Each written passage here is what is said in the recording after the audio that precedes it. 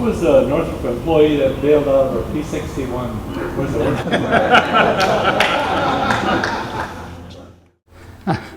That was me. I'll tell you the story about that. The P-61 was a famous airplane of the World War II. It's called the Black Widow. It had a turret with 4 50s in it, and in the belly there were 4 20s firing forward. We were on that first flight of the B-49, and we were underneath. We were just flying over Mount Baldy at about 14,000 feet, and we were underneath the B-49 about 75 feet, and we were checking the landing gear and some other things and talking to the crew in the B-49. And the Captain Walton was flying a P-80 over on the right wing of the 49. And he came in on our radio and he said, "It looks like you fellas might have a fire." A very casual voice. We checked the instrument panel and everything, and there was no indication of a fire. We went ahead doing our thing. And that must have been a couple of minutes later, he came back on the radio and he said, "For Christ's sake, your airplane's burning up." Well, they sounded pretty convincing, and I don't know what made me do it, but I looked down at the number 2 engine, and there was fluid running out just ahead of the firewall, like somebody was pouring water out of a bucket. And it turned out it was 100-octane fuel running down into the exhaust. This was a C model B-61, and you had the exhaust and the supercharger right there. And this raw fluid was then flowing back, and some of it was getting sucked up into the wheel well and down the boom. And I looked down the boom, and part of the boom was melting and falling off, and part of the tail was on fire. And then I looked over at the pilot, and he always used to say that the parachute was just a cushion to sit on. And this day he was sitting on the cushion, and the harness was hanging over the back of the seat. And he had a heavy flight jacket on, and he couldn't reach around to get the harness. And this was on the first flight. We were supposed to be doing the 49, you know. And I was shooting for Northrop and also for 5 newsreel companies. And I had a whole bunch of cameras switching back and forth. And so I saw the situation he was in. I got rid of the cameras. I crawled up. I was in the front gunner's seat.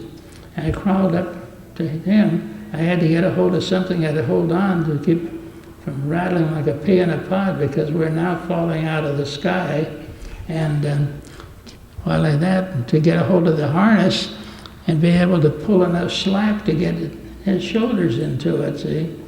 Well, we lost about 7,000 feet of the 14,000 feet, and finally got him in the harness, and after several tries, and then we didn't have enough forward airspeed. When he pulled the release for the canopy over the cockpit, it wouldn't come off. It flopped up and down and racked him on the knuckles a few times, and he finally was able to get a hold of it and push it over the side. So now he's got his parachute. He's standing up with 1 foot in his seat, and 1 foot on the floor and hanging onto the windshield. And I motioned that I was going to go out. I had made a movie for the Air Force, well, that's, I don't know, six or 8 months before, how to bail out of the 61 at 3 different stations. We'd done some wind tunnel tests with little dummies and one thing and another. And I had decided if I had to go out of that position where I was in the gunner station, excuse me, I was going to try to go out over behind the engine nacelle, under the wing, and that would slide me out beyond the boom, and then open my parachute, and I got clear.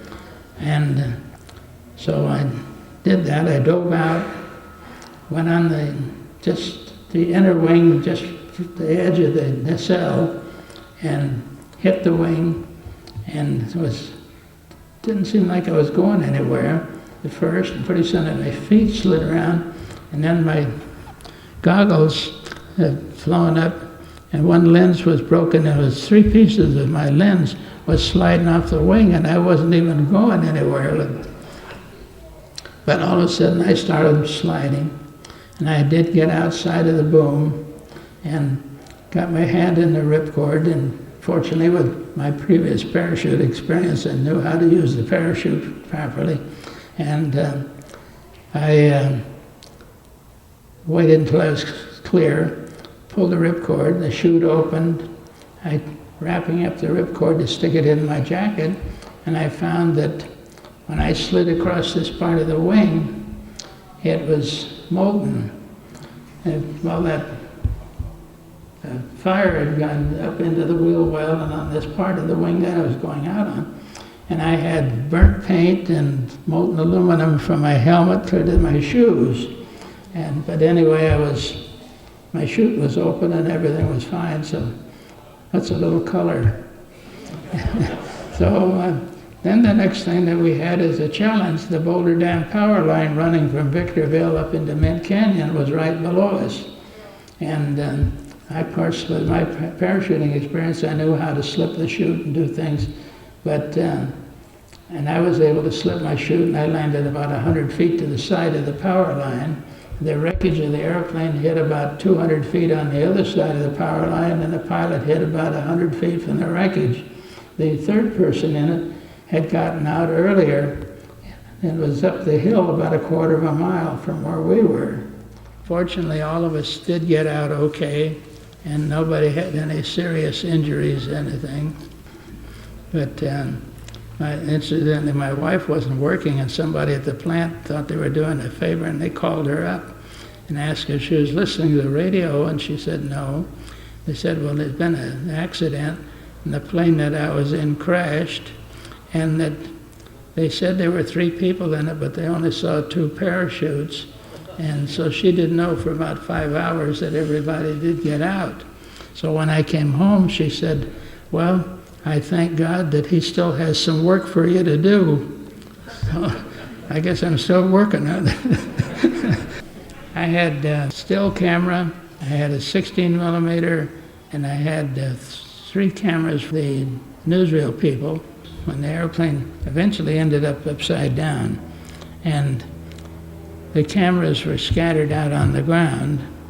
And, you know, we were about 35 miles east of Palmdale out there in the desert. In those days, there was nothing out there, and except that power line. And within an hour, there were probably 100 people all around where we were. And some of them had found cameras and one thing and another. They opened the cameras that were still intact and stretched the film out around on plants to keep supposed people from getting too close to the wreckage. So all of the film that I had shot was used as ropes around the wreckage.